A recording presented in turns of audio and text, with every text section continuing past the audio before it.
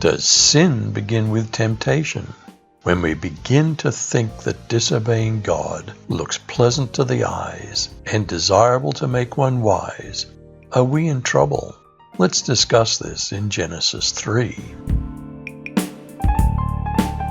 How did a mysterious and subtle being called the serpent begin his seduction of the woman?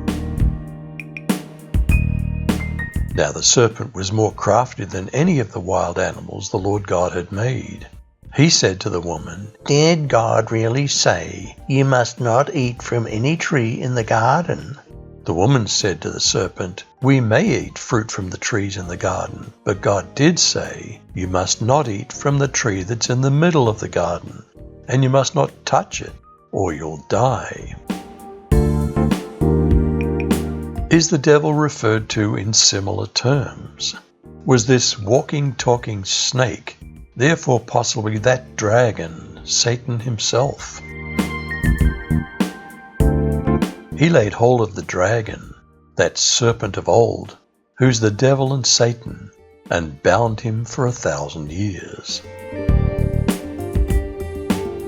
What was the serpent's lie?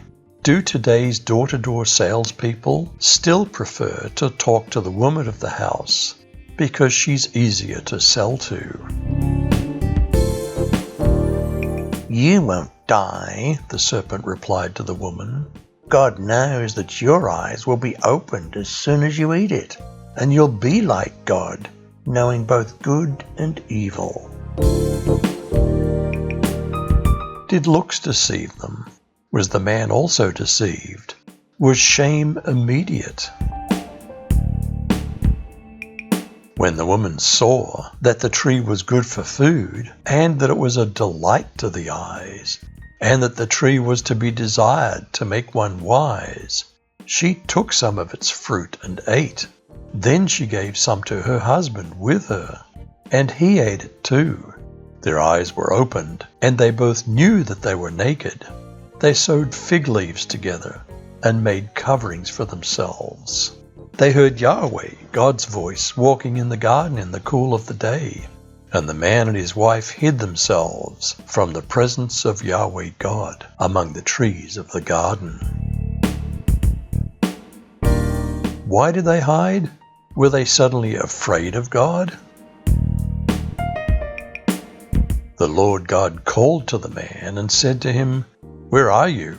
The man replied, "I heard your sound in the garden.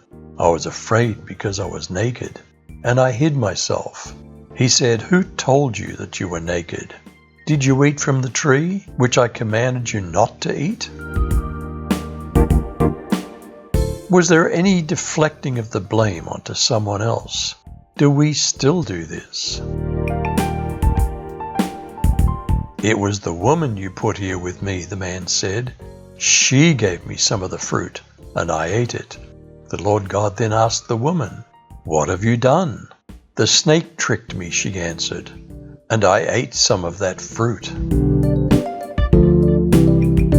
What did God tell the serpent? Is there a prophecy here, mysteriously pointing towards Jesus? The Lord God said to the serpent, "Because you've done this, cursed are you above all livestock, and above all beasts of the field. On your belly you shall go, and dust you shall eat all the days of your life. I'll put enmity between you and the woman, and between your offspring and her offspring.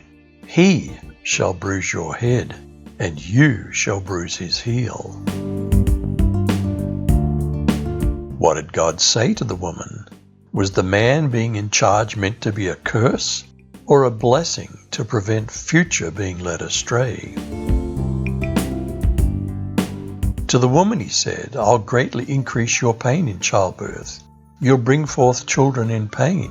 Your desire will be toward your husband, but he will rule over you." What did God say to the man? Was food production meant to be a lot easier? And he said to Adam, "Because you listened to your wife's voice and ate from the tree about which I commanded you to not eat from it, the ground is cursed because of you. You'll eat from it by means of painful labor all the days of your life. It'll produce thorns and thistles for you, and you'll eat the plants of the field. You'll eat bread by the sweat of your brow, until you return to the ground, since you were taken from it. For you're dust, and you'll return to dust. Was Eve the mother of us all? Did God have to kill some animals for their skins? Now Adam had named his wife Eve, because she was to become the mother of everyone who is living. The Lord God fashioned garments from animal skins for Adam and his wife, and clothed them. Did they lose their innocence? Were they evicted from the garden? And the Lord God said, Behold, the man's become as one of us, to know good and evil. And now lest he put forth his hand, and take also of the tree of life, and eat and live forever. Therefore the Lord God sent him forth from the Garden of Eden, to till the ground from whence he was taken. So he drove out the man, and he placed at the east of the Garden of Eden cherubim, and a flaming sword which turned every way, to keep the way of the tree of life. Is there hope for humanity to be granted a way back to the tree of life? The one who has an ear, let him hear what the Spirit says to the churches. To the one who overcomes, I'll grant to eat from the tree of life, which is in the paradise of God. Is the tree of life also for the healing of the nations of the world? Then the angel showed me the river of the water of life, as clear as crystal, flowing from the throne of God and of the Lamb, down the middle of the great street of the city. On each side of the river stood the tree of life, bearing 12 crops of fruit, yielding its fruit every month, and the leaves of the tree are for the healing of the nations. Who will be granted access to the tree of life? Blessed are those who wash their robes.